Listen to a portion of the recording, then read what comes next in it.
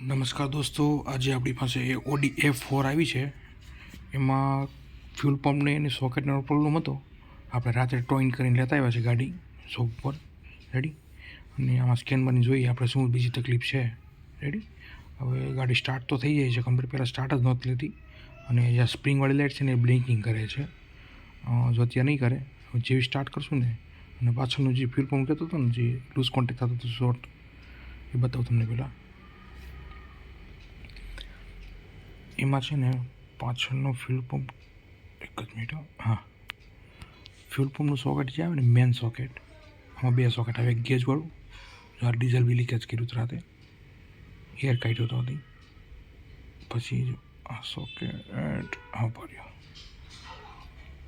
એક સાઈડની પિન છે ને દાજી ગઈ છે ટૂંકમાં. જો આ લેફ્ટ સાઈડની વાળી દેખાય તમને, પિન સોકી દેખાય છે, એ સોકેટમાં દાજી ગઈ છે. એટલે પિન તો દબાઈને ટાઈટ કરી દીધી છે લૂઝ કોન્ટેક્ટના લીધે. અને રસ્ટોપ મારી કાર્બેટ સ્પ્રે મારીને ફિટિંગ કરી દેશું. રેડી. કાર્બેટ સ્પ્રે લગાવી દે સરખો રીતે, બસ કમ્પ્લીટ કરીને.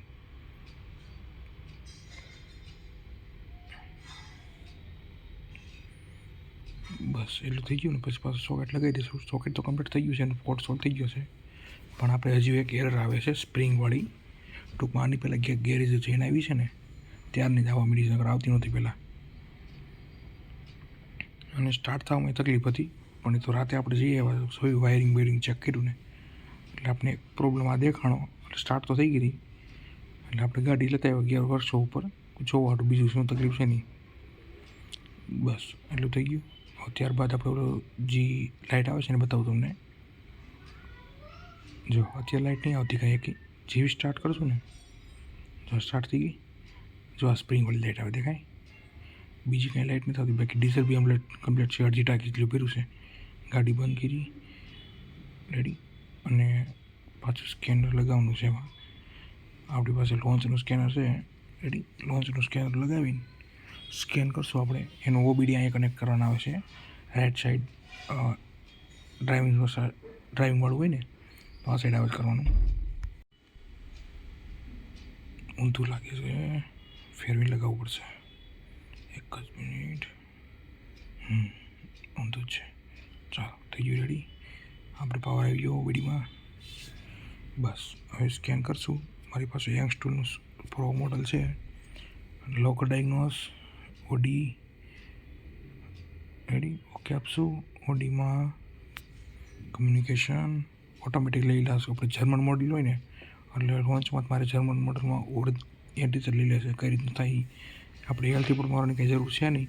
એટલે સિસ્ટમ સિલેક્શનમાં એન્જિનમાં આપણે હમણાં પાર્ટ નંબર બધું આવશે એનું. રેડી.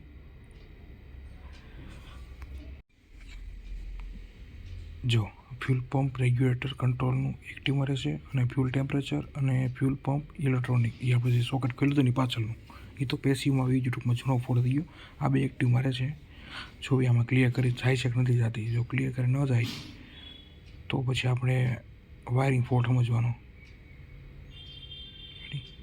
બેક છે ને ક્લિયર ફોલ્ટ કોડ. આ એક ફોલ્ટ રહેશે. આપણે જે ફ્યુલ ટેમ્પરેચર સેન્સર જે ડીઝલની પાઇપ આવે ને એના ઉપર લાગેલી હોય એનો ફોલ્ટ બતાવે છે. અને એક બીજું હતું તો જે રેગ્યુલેટર, એનો સ્વિચ આવે ને બોસ પંપની ઉપર. બસ ગાડી પાછી સ્ટાર્ટ કરીને જોઈએ. એરર તો રહે જ છે. ટૂંકમાં ગાડી ચાલુ કરવી, બોનેટ ખોલીને બતાવું કઈ જગ્યાએ લાગે છે તે સ્વિચ. મેં ડાયગ્નોસ તો કરી નાખ્યું છે બધું કમ્પ્લીટ, કે ભાઈ ક્યાંથી તકલીફ છે ને. બોનેટ ખોલીને આ TDI એન્જિન આવે છે, ડીઝલ એન્જિન છે. રેડી. એમાં જો બતાવું તમને, બોસ પંપ છે, એની પાઇપ આ સેન્સરનું વાયરિંગ જાય રહ્યો. સોકેટ ખુલ્લું છે ટૂંકમાં. આની પહેલાં ખોલ્યું છે, કસ્ટમરે ગેરેજવાળાએ ખોલ્યું છે, પાછું ફિટિંગ કરતાં ભૂલાઈ ગયું એવું લાગે છે. એક ઈ સોકેટ અને એક જે આ સ્વિચ છે ને, આ સ્વિચ બી શોર્ટ બતાવે ટૂંકમાં. એનું વાયરિંગ જોઈએ તો આ બી સોકેટ ખુલ્લું જ છે. અને લૂઝ કોન્ટેક્ટ એ લાગે સ્પિનર રસ્ટ લાગી ગયો છે. એને કાર્બેટ સ્પ્રે મારીને ક્લીન કરી નાખશું. કાર્બેટ સ્પ્રે મારીને કમ્પ્લીટ ક્લીન કરીને પછી પાછું ફિટિંગ કરીને પાછું એરર જોઈએ છે કે નથી. રેડી. મેન કરીને જોવાનું છે આમાં છે ઘણી વાર શું, આમ ચાલુ મૂકીને લોક થઈ ગયું કે નથી થઈ ગયું જોવે, પણ લોક થયું ન હોય લોક થઈ જાય એટલે પછી પાછું કમ્પ્લીટ થઈ ગયું ફિટિંગ કરીને. ઘણીવાર લોક છું ન હોય એમનું ખાલી પૂછું મૂકી દે ને લોક ન થાય પૂરું. આમાં જોરથી દબાવવું પડે છે સ્કોડામાં ને એમાં.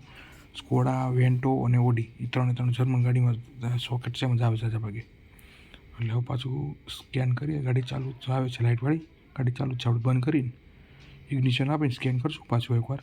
રેડી. રીડ ફોલ્ટ કોડ, જે આપણે ફોલ્ટ પહેલાં એક્ટિવ આવતા હતી બધા થઈ ગયા મેમરીમાં. Clear fault code complete. Ready. પાછું રીડ ડીટીસી કરશું. ઓકે, નો ફોલ્ટ કોડ. રેડી થઈ ગયું છે કમ્પ્લીટ, ડન. અને ગાડી પાછી સ્ટાર્ટ કરશું આપણે. Okay, done. જે આપણે લાઇટ આવતી હતી એ લાઇટ જતી રહી છે. જે બતાવું સ્પ્રિંગવાળી તો આવી. હવે ગાડી સ્ટાર્ટ કરું પાછી. Okay, done. થેન્ક યુ દોસ્તો. નમસ્કાર. જય શ્રી કૃષ્ણ. આવજો. અમારી ચેનલને સબસ્ક્રાઈબ કરવા વિનંતી અને ફેસબુકને ફોલો કરવા.